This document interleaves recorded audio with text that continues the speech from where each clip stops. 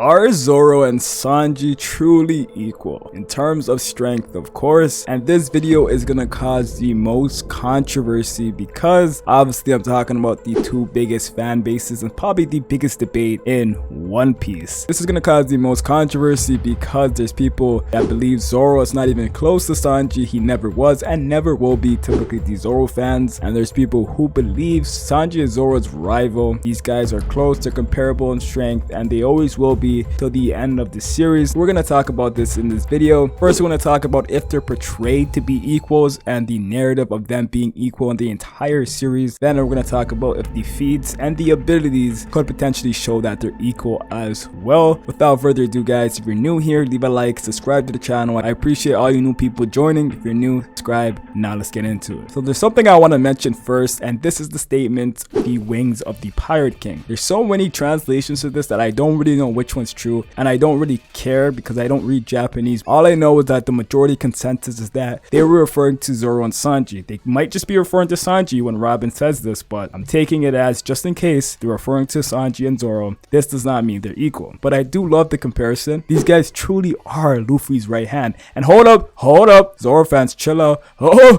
Zoro's the right hand. Obviously, Zoro is Luffy's first mate, and he probably might be confirmed the right hand at some point in the series, but Zoro and Sanji kind of act like Luffy's right hand in a sense, rather than the typical One Piece crew that we see majority of the time, like Shanks and Ben Beckman, who is kind of definitive that Ben Beckman's the only guy that's kind of close to Shanks, that kind of acts like his true right hand and the wings, while Zoro and Sanji have been acting like that for the entirety of the series, hence why this statement could be referring to both of them. And even if it was just referring to Sanji, that obviously proves my point as well. But yeah, this statement, it just speaks to their characters and the relation to the captain and what they mean to the crew. It doesn't necessarily mean that these two are equal in strength. Now, something that does make people believe that is the characters they fight. So throughout the series, well, a couple of occasions, Zoro and Sanji have been fighting characters who seem to be similar in strength based off Betrayal, and this started in Enies Lobby against CP9. Zoro fought Kaku and Sanji fought Jabra, and they used a power system called Doriki, which put these guys neck and neck. I believe Kaku only had 20 Doriki over Jabra, and it kind of made them look similar and make them look like they're similar in power, kind of like rivals in a sense, Kaku and Jabra, making people believe Sanji and Zoro are also the same and they're similar in power as well, even though I would argue back in Enies Lobby they were very close when they both got their power-ups. But that's not the point here. Going to Wano, they fought King and Queen, the first and second commander, and King is obviously Kaido's right hand man, but they were also like Kaku and Jabra in terms of betrayal. King only had a 70 million higher bounty than Queen. They're portrayed as rivals. They're portrayed kind of like Zoro and Sanji. They're similar in bounty, and they went on to beat them. And the argument here is that Sanji defeats his opponents faster than Zoro. Even though that might be true in some cases, there's a concept portrayal here that Oda's shown you guys that Zoro's always getting the one-up on Sanji in these scenarios where he gets the stronger opponent. As some could argue that King is a good amount stronger than Queen, but we're not going to get into that. We're going to move on. But the term rivalry is where the most confusion might actually pop up. The term rival most definitely does not mean you're equal, and let me explain that with this first example. Luffy's rivals are the supernovas, specifically Kid and Law, because they get the most shine, they get the most emphasis out of the supernova. But just because they're rivals, because they all want to get the One Piece, they're all competing with Luffy,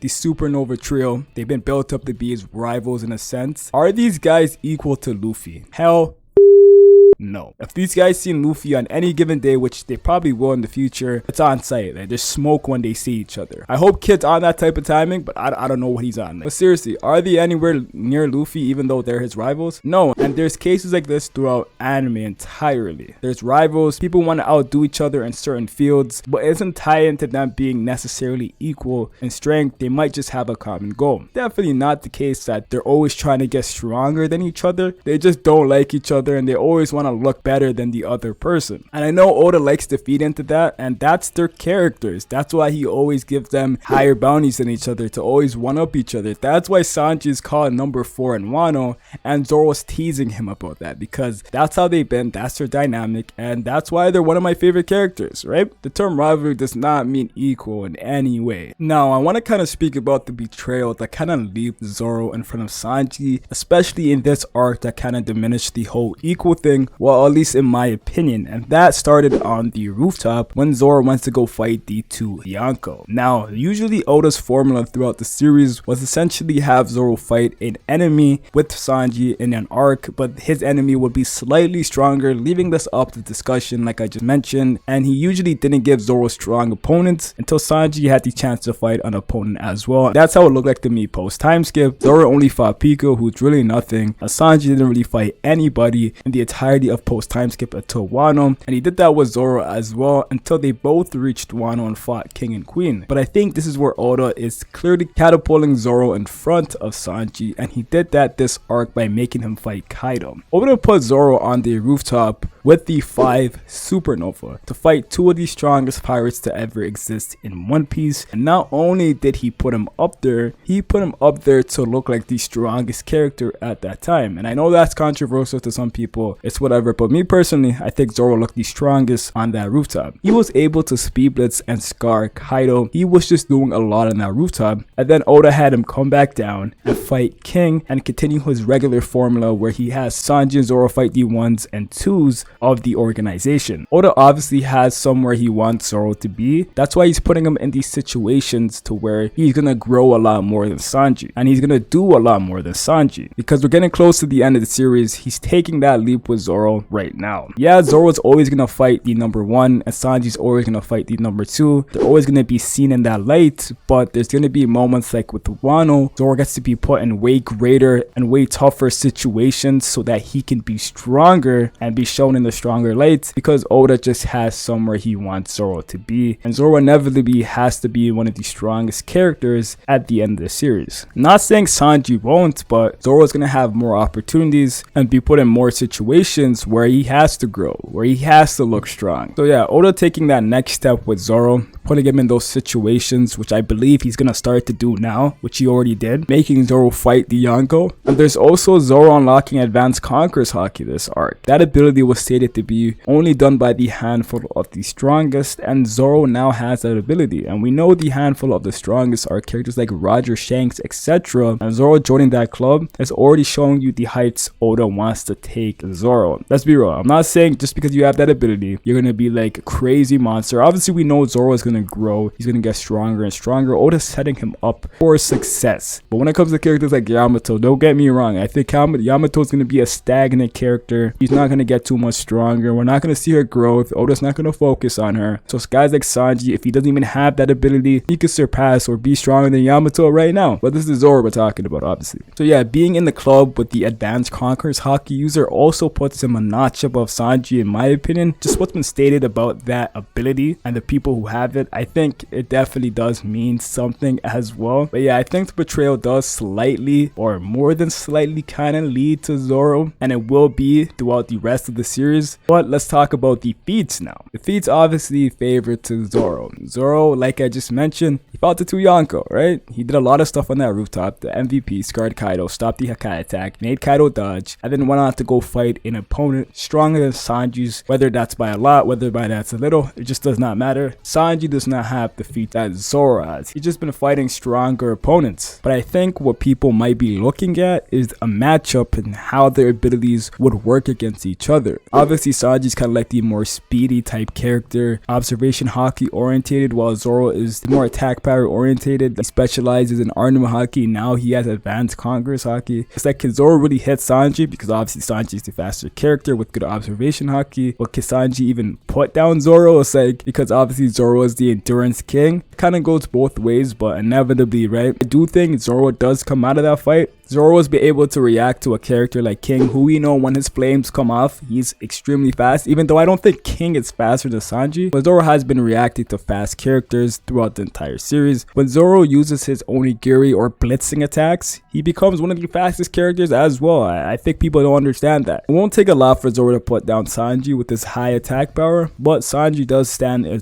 decent chance with his Ifrit Jambe, with his durability. But inevitably Zoro's endurance, his resilience would bring him on top of this fight as well. He just has the better feats to prove it. Yeah guys, I don't think Zoro and Sanji are portrayed equal. I think Zoro does have the edge. and he does have the feats. His abilities might not necessarily be better, but they are stronger. I think he does come out on the fight as well, I'll be honest. Who knows, maybe everything I'm saying could change in the future, but I doubt it. That's pretty much it, guys. If you're new here, leave a like, subscribe to the channel, and I'll catch you guys in the next video.